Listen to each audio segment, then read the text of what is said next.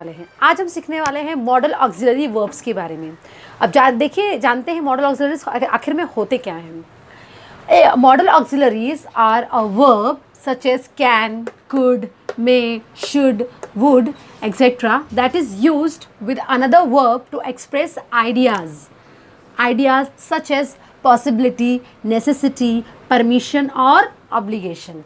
यानी कि जो मॉडल ऑक्सिलरीज होते हैं वो ऐसे वर्ब को कहा जाता है, या फिर मैं कहूँ तो हेल्पिंग वर्ब को कहा जाता है, जो क्या दिखाते हैं हमें, या तो पॉसिबिलिटी दिखाते हैं, परमिशन लेना दिखाते हैं किसी को, ऑब्लिगेशन का मतलब होता है ड्यूटी, यानी कोई भी हमारा कर्तव्य, जो भी हमारा फ़र्ज़ है, तो उसके लिए हम क्या कहते हैं, ऑब्लिगेशन कहते हैं।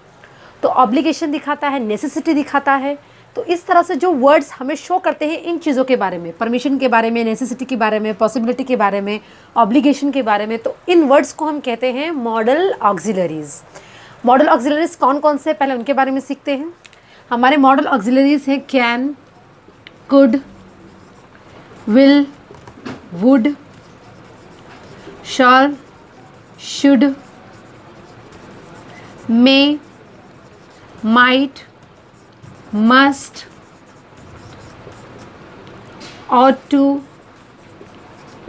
ये हैं हमारे। इसके अलावा और भी हैं, बट मोस्ट इम्पॉर्टेंटली हमें इनके बारे में जानना ज़रूरी है, because these are the words that commonly used in English language. तो पहले हम इनके यूजेस के बारे में सीखेंगे। कैन कब यूज़ होता है, कुड कब यूज़ होता है, would, shall, should, may, might, must, इन सब वर्ड्स का यूज़ कब करना चाहिए, और जो ये वर्ड्स हैं वो क्या दिखाते हैं, वो परमिशन दिखाते हैं, नेसेसिटी दिखाते हैं, ऑब्लिगेशन दिखाते हैं, पॉसिबिलिटी दिखाते हैं, प्रोबेबिलिटी दिखाते हैं, वो क्या शो करते हैं, उसके बारे में आज हम इस वीडियो में सीखने वाले हैं। तो पहले हमने शुरुआत की थी मे और कैन से, तो चलो इसी से हम शुरुआत कर लेते हैं। तो चलिए सीखते हैं सबसे पहले मे वर्ड के यूजेस के बारे में। मे जो वर्ड है वो तीन चीज़ें दिखाता है। पहला दिखाता है परमिशन, किसी से इजाज़त लेने के लिए, परमिशन लेने के लिए हम मे का यूज़ करते हैं। उसके अलावा पॉसिबिलिटी दिखाता है मे, मतलब वो चीज़ हो सकती है, हम 100% श्योर नहीं, वो चीज़ हो सकती है या फिर वो नहीं भी हो सकती है। एग्जाम्पल के थ्रू समझते हैं। देखिए यहाँ पे मे आई कम इन सर, मे आई कम इन, यहाँ पे आप क्या कर रहे हैं, परमिशन ले रहे हैं, तो हम बोलते हैं मे आई कम इन। तो यहाँ पे मे का इस्तेमाल हो रहा है परमिशन लेने के। लेकिन एक चीज़ हमें याद रखना है, कैन का यूज़ भी परमिशन के लिए होता है, लेकिन यहाँ पे मे का यूज़ किया जाता है फॉर्मल वे में बात करने के लिए। फॉर्मल वे में बात करने के लिए यानी कि जब हम अपने स्कूल के टीचर से, प्रिंसिपल से, अपने बॉस से, या फिर कोई स्ट्रेंजर या आउटसाइडर से बात करते हैं, तो हम उसे बहुत ही फॉर्मल वे में बात करते हैं, तो उसके लिए हम मे का यूज़ करेंगे। जैसे मे आई कम इन। फिर दूसरा सेंटेंस देखिए, मे आई गो होम नाउ, मतलब ये एक फॉर्मल वे होगा, क्या मैं घर पे जा सकता हूँ। आप अपने घर वालों से बात करेंगे, फ्रेंड्स से बात करेंगे, तो मे का यूज़ नहीं करेंगे, क्योंकि वो इनफॉर्मल लोग हैं। ठीक है, आपका जो रिश्ता फ्रेंड्स के साथ है, रिलेटिव्स के साथ है, या अपनी फैमिली के साथ है, वो इनफॉर्मल है, तो वहाँ पे आप कैन का यूज़ करेंगे। Can I take your pen, क्या मैं तुम्हारा पेन ले सकता हूँ, वहाँ पे मे का यूज़ नहीं करेंगे। मगर हम अपने से किसी बड़े से, या फिर कोई आउटसाइडर, स्ट्रेंजर, या फिर हमारे टीचर्स या फिर बॉस से बात कर रहे हैं, तो वहाँ पे हम मे का यूज़ करेंगे। जैसे मे आई गो होम नाउ, क्या मैं अभी घर पे जा सकता हूँ या जा सकती हूँ। नेक्स्ट है, तो इस तरह से परमिशन दिखाता है। नेक्स्ट में दिखाता है पॉसिबिलिटी को, मतलब कोई भी चीज़ हो सकती है। जैसे आसमान में अगर बादल छाए हुए हैं, तो आप बोल सकते हैं इट मे रेन टुडे, मतलब हो सकता है कि आज बारिश हो। हम 100% श्योर नहीं, बट हम बोल रहे शायद से बारिश हो, तो यहाँ पे हो जाएगा इट मे रेन। इसके अलावा हम मे का यूज़ करते हैं किसी को विश करने के लिए या फिर ब्लेसिंग के लिए। जैसे example, may God bless you, तो यहाँ पे हम क्या कर रहे हैं, सामने वाले को ब्लेसिंग दे रहे हैं, दुआ दे रहे हैं, तो वहाँ पे क्या वर्ड यूज़ करना पड़ेगा, मे गॉड ब्लेस यू, तुम पर गॉड की ब्लेसिंग हो। तो इस तरह से हम ब्लेसिंग करने के लिए, किसी को दुआ देने के लिए पहले मे का यूज़ कर रहे हैं। उसके अलावा देखिए, may his soul rest in peace, मतलब उसकी आत्मा को शांति मिले। तो इस तरह से हम मे का यूज़ तीन चीज़ों के लिए करते हैं, परमिशन के लिए फॉर्मल वे में, पॉसिबिलिटी के लिए, विश या ब्लेसिंग को बताने के लिए हम यूज़ करते हैं मे का।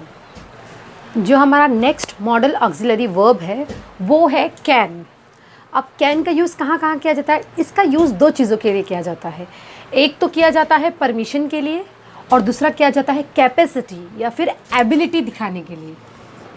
जैसे अगर मैं कहूँ आई कैन डू इट मतलब मैं ये कर सकती हूँ, मैं यहाँ पे अपनी कैपेबिलिटी दिखा रही हूँ, अपनी ताकत दिखा रही हूँ, ये चीज़ मुझसे हो सकती है। नेक्स्ट है she can sing very well मतलब वो बहुत ही अच्छा गाना गा सकती है। तो यहाँ पे क्या शो हो रहा है, उसका वो गाना गा सकती है, तो उसकी कैपेसिटी मतलब वो क्या कर सकती है, उसकी सलाहियतों के बारे में कि वो ये चीज़ कर सकती है। तो सकता या शक्ति के लिए हम क्या यूज़ करते हैं, कैन का यूज़ करते हैं। फॉर एग्जाम्पल देखो, अगर इसका हम एक नेगेटिव सेंटेंस बनाए तो इस तरह से कह सकते हैं they can't dance very well मतलब वो बहुत अच्छे से डांस नहीं कर सकते। तो यहाँ पे कैन के आगे नॉट लग गया, उसका एक कॉन्ट्रैक्शन फॉर्म बना, कांट बन गया। कैन के साथ नॉट लगा तो कैन नॉट हो गया, तो कांट बन गया। They can't dance very well मतलब वो अच्छे से डांस नहीं कर सकते। यहाँ पे उन लोगों को बताया जा रहा है कि वो लोग ये चीज़ नहीं कर सकते, लोगों की जो एबिलिटी है वो दिखा रहे हैं कि वो चीज़ नहीं कर पा रहे हैं। नेक्स्ट है परमिशन लेने के लिए भी मैंने बताया था अभी, परमिशन लेने के लिए भी कैन का यूज़ करते हैं। अब आप बोलेंगे कि मे के लिए, मे भी जो है परमिशन के लिए यूज़ होता है और कैन भी, तो हमें कैसे पता चलेगा कि कब हमें मे लगाना है कब कैन लगाना है। बहुत ही सिंपल है, मे का यूज़ हम फॉर्मल सेटिंग में कर रहे थे, फॉर्मल वे में बात करने के लिए, किसी बाहर वाले आउटसाइडर से बात करने के लिए हम मे लगा रहे थे। मगर यहाँ पे जब कैन लगाएंगे तो वो इनफॉर्मल वे में बात करने के लिए, जैसे आप हम लोग जो फ्रेंड से बात करते हैं तो हम एकदम इज्जत उन्हें बहुत ज़्यादा इज्जत देकर बात नहीं करते, हम क्या करते हैं उनसे एक इनफॉर्मल वे में बात करते हैं, अपने घर वालों से, अपने रिलेटिव से, अपने फ्रेंड से।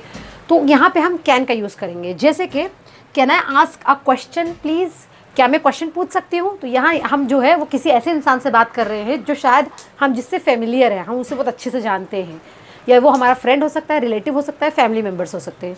तो ये हो जाएगा can I ask you a question, ये हो गया इनफॉर्मल वे। फिर can we go home now, क्या अब हम घर जा सकते हैं। यहाँ पे अभी हम क्या कर रहे हैं, परमिशन ले रहे हैं।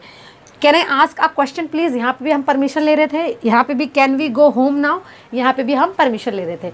एक बात याद रखनी है, टीचर से बात करते वक्त अगर आप स्टूडेंट हैं तो हम कैन आई कम नहीं बोलना चाहिए, हमें बोलना चाहिए मे आई कम इन या may I ask you a question. अगर टीचर से आप क्वेश्चन पूछ रहे हो तो आप इस तरह नहीं कहेंगे can I ask you a question, आप कहेंगे may I ask you a question teacher, क्या मैं आपसे क्वेश्चन पूछ सकता हूँ टीचर। तो इस तरह से क्लियर है मे का कब यूज़ करना है और कैन का कब यूज़ करना है। मे का यूज़ हम कब कब कर रहे थे, परमिशन लेने के लिए, पॉसिबिलिटी दिखाने के लिए और विश या ब्लेसिंग को दिखाने के लिए। कैन का यूज़ हम कहाँ कहाँ कर रहे हैं, परमिशन लेने के लिए और फिर एबिलिटी या कैपेसिटी, यानी ये चीज़ मैं कर सकता हूँ या फिर मैं नहीं कर सकता, हमारी खूबी को दिखाने के लिए, हमारी सलाहियत को दिखाने के लिए, हमारे टैलेंट को दिखाने के लिए। तो ये हो जाएगा हमारा कैन। नेक्स्ट है यूज़ कुड का। कुड जो है वो कैन का पास्ट फॉर्म होता है। जैसे हमने पास्ट फॉर्म्स के बारे में मैंने एक वीडियो बनाया था जिसमें बताया था, जैसे मान लीजिए फ्लाई, फ्लाई का पास्ट फॉर्म होगा, सेकंड फॉर्म होगा फ्लू और थर्ड फॉर्म होगा फ्लॉन।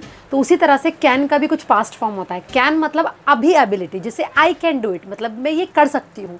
अगर मैं ऐसा कहूँ आई कुड डू दैट मतलब मैं वो कर सकती थी, आई कुड डू दैट वो कर सकती थी, और आई कैन डू इट मतलब ये कर सकती हूँ। तो कैन दिखा रहा है प्रेजेंट एबिलिटी को और कुड दिखा रहा है पास्ट की हमारी एबिलिटी। फॉर एग्जाम्पल अगर मैं एक सेंटेंस बोलूँ, my son could not walk properly when he was 2 मतलब मेरा बेटा जब 2 साल का था तो वो सही से चल नहीं सकता था। तो यहाँ पे कुड जो है वो क्या दिखा रहा है, कुड दिखा रहा है एक पास्ट की एबिलिटी को, मतलब वो ऐसा नहीं कर सकता था, पास्ट दिखा रहा है। तो इस तरह से कैन का पास्ट फॉर्म है कुड और उसका मतलब भी क्या होता है, कर सकता था या कर सकती थी। नेक्स्ट जो कुड का यूज़ होता है वो होता है पोलाइट रिक्वेस्ट करने के लिए, किसी से अगर हम रिक्वेस्ट कर रहे हैं। इस यहाँ पे जैसे हम बोल रहे हैं could you please open the door, could you please open the door, तो यहाँ पे हम पास्ट की बात नहीं कर रहे हैं कि कर सकता था नहीं, यहाँ पे इसका मतलब हो गया क्या आप प्लीज़ दरवाज़ा खोल सकते हैं। तो यहाँ पे मोर पोलाइट वे में किसी से और ज़्यादा अच्छे से बात करने के लिए हम कुड का यूज़ करते हैं। जैसे could you fetch me that book मतलब क्या आप मुझे वो बुक उठा कर दे सकते हैं, क्या मुझे वो बुक पास कर सकते हैं।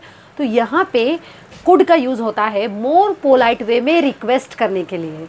तो कुड का 2 यूज़ हो गया, आपने देखा। पहला यूज़ क्या है, पास्ट में एबिलिटी को दिखाने के लिए, कर सकता था या कर सकती थी ये बोलने के लिए। और दूसरा यूज़ होता है पोलाइट रिक्वेस्ट के लिए, जब हम प्यार से किसी को रिक्वेस्ट करते हैं, could you please, could you help me please, क्या आप प्लीज़ मेरी मदद कर सकते हैं। तो ये मोर पोलाइट वे में बोलने के लिए यूज़ हो रहा है। तो ये हो गया 2 यूजेस कुड का। उसके अलावा नरेशन के वक्त भी, नरेशन यानी कि हम जब किसी इंसिडेंट के बारे में बात कर रहे हो या कोई पास्ट की स्टोरी सुना रहे हैं तभी भी कुड का यूज़ कर सकते हैं पास्ट की चीज़ों को बताने के लिए। सो आज की वीडियो में बस इतना ही। मैंने 3 मॉडल ऑक्सिलरीज के बारे में बताया, क्योंकि अगर सबके बारे में बताने जाऊँ तो ये वीडियो बहुत लंबा हो सकता है। कल के वीडियो में मैं बात करने वाली हूँ शुड, मस्ट, वुड, इन सब मॉडल ऑक्सिलरीज के ऊपर और उनके यूजेस के ऊपर वीडियो बनाने वाली हूँ. This will be the part 1 of the model auxiliaries. You will get part 2 tomorrow. If this video is useful for you, please do like, comment, share and subscribe. Also press the bell icon so that you can get notification of all my upcoming videos. Thanks for watching everyone.